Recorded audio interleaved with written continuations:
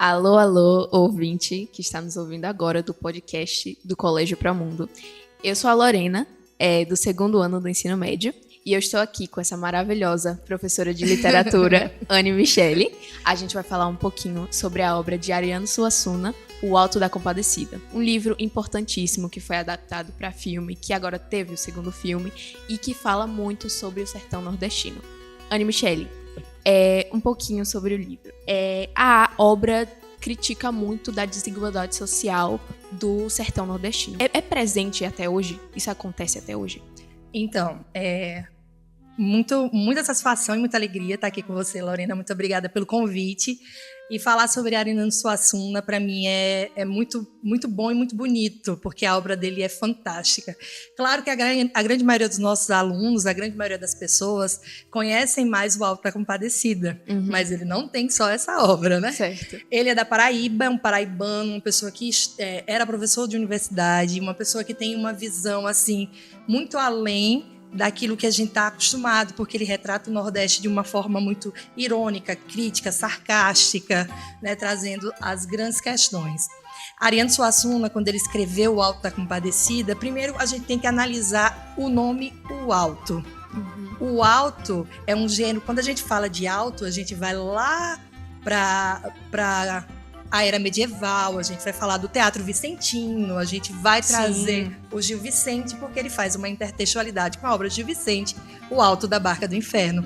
Então, o alto, ele é um gênero dramático, faz parte do gênero dramático, certo? Então, sim, ele vai fazer uma crítica em relação a uma sociedade, ele traz tanto a parte menos privilegiada, a parte da elite, e ele principalmente vai falar da igreja, porque o alto ele tem essa característica. E hoje em dia, nas obras, essa obra foi escrita em 1955, então não é uma obra muito antiga. Então, que a gente vê na atualidade toda a representatividade. O Nordeste sendo representado da mesma maneira, e dentro da literatura, mesmo na literatura contemporânea, a gente ainda traz esses aspectos. De que forma essa obra retrata a hipocrisia da elite e o posicionamento que a gente vê da igreja? Então, ele traz principalmente a questão em relação à igreja, a gente fala da igreja católica. A gente vai ver algumas referências, principalmente o Severino de Aracaju, que vai trazer essa referência com o Padre Cícero. A gente vai ter o padre, o bispo. Então, a Igreja Católica vai estar muito lá. Mas o Ariano, ele mostra de forma muito, muito perspicaz que a igreja são os homens também. Eles são falhos, né? Então, não é porque é um padre, não é porque é um bispo que ele não pode estar sujeito à corrupção. E isso acontece muito na obra. Né? A hipocrisia da elite. Você tem dentro da obra dois personagens, que é o padeiro, a esposa, que fazem parte de uma suposta burguesia, e você tem o Major Antônio de Moraes, que é o fazendeiro. Obviamente que usa desses artifícios para se beneficiar. O personagem João Grilo, né, que é o nosso personagem principal, maravilhoso, ele sobrevive usando essa esperteza e essa trapaça. Isso reflete a falta de oportunidades para os mais pobres dentro do Nordeste? O que é mais interessante, você falando de João Grilo agora, é porque ele traz de forma muito humorística, né? Mas óbvio, ele é muito irônico.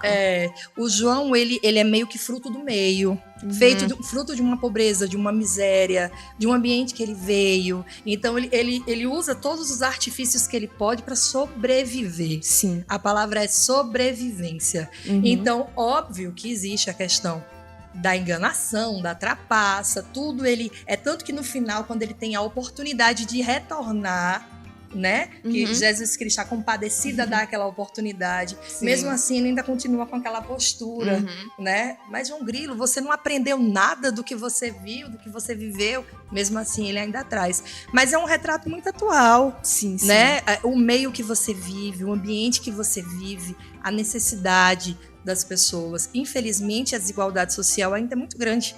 Então, tem muitas pessoas que, por exemplo, se você fala de empresários, de ricos, isso acontece, cresce cada vez mais porque você tem uma mão de obra, você tem um proletário, você tem uma pessoa que está ali abaixo que a gente chama marginalizado, à margem da sociedade. Falando um pouco sobre, como a senhora falou, o João Grilo ser o proletariado, né, aquele que é explorado. Como é que o livro aborda essa parte do trabalho e da miséria e do uso do trabalho com os meios de pagamento meio, assim, nem tanto muito bons? Então, tem uma cena que o João Grilo ele vai trabalhar na padaria. E ele vai trabalhar na padaria, ele ganha muito pouco, mas ele vai trabalhar nessa padaria porque ele quer um lugar para dormir e um lugar para comer. Sim. E ele faz uma brincadeira que ele diz bem assim: para a cachorra, você tinha bife passado na manteiga, né, e comida de qualidade. Pra gente era o resto, era o que sobrava. E se a gente for fazer uma analogia com a contemporaneidade, você tem hoje na sociedade trabalhos que são análogos à escravidão. Sim. Pessoas que se submetem em situações por necessidade. Então, o João Grilo, mais uma vez, como ele fala, ele foi fruto do meio, fruto da condição que ele teve. E ele se aproveitou de tudo. É óbvio que ele ia se aproveitar de tudo para poder ter uma outra oportunidade, para ter uma outra perspectiva, porque era o que ele conhecia, era o que ele sabia fazer. O livro, novamente, usa da ironia, do sarcasmo, do humor para falar sobre temas muito sérios e que acontecem bastante no Nordeste. A senhora acha que essa estratégia ainda é eficaz para falar sobre problemas sociais contemporâneos? Sim, sim. Através do humor, a gente consegue mostrar... Porque, assim, por mais que você diga, mas humor, as pessoas estão rindo, as pessoas estão... Mas não estão vendo. Elas estão enxergando o que está acontecendo. Elas sabem que existe um teor, e o humor ele tem essa característica, né, de mostrar a realidade. Mas eu quero mostrar a realidade não de uma forma muito dramática, eu quero trazer de uma forma mais leve e suave. Mas a história está ali, a construção está ali. Você ri, você pensa, mas você reflete. Então, e a gente não pode associar o humor apenas a gargalhadas. A ironia faz parte da característica do humor. Ser irônico, por exemplo, Machado de Assis era extremamente irônico na sua composição, mas não necessariamente ele trazia obras com características humorísticas.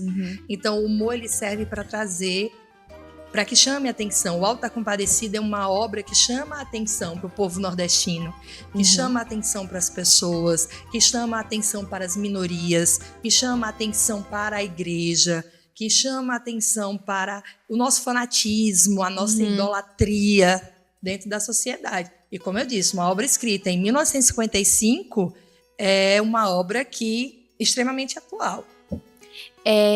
O Alto da Compadecida fala muito sobre essa corrupção moral. A senhora acha que a corrupção, ainda assim, é um dos maiores problemas dentro do Brasil? Infelizmente, eu digo sempre que a corrupção ela surge desde que Portugal chegou aqui no Brasil, né? O processo de corrupção ele é meio antigo.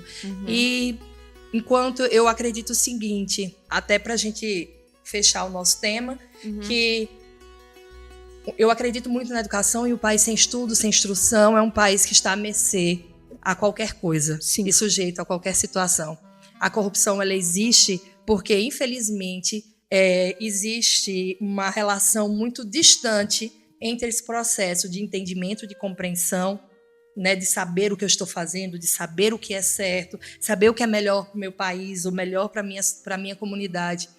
Enquanto a gente não trouxer essa relação, João Grilo ele não estudou, era analfabeto, sabia ler e escrever, então ele se levava.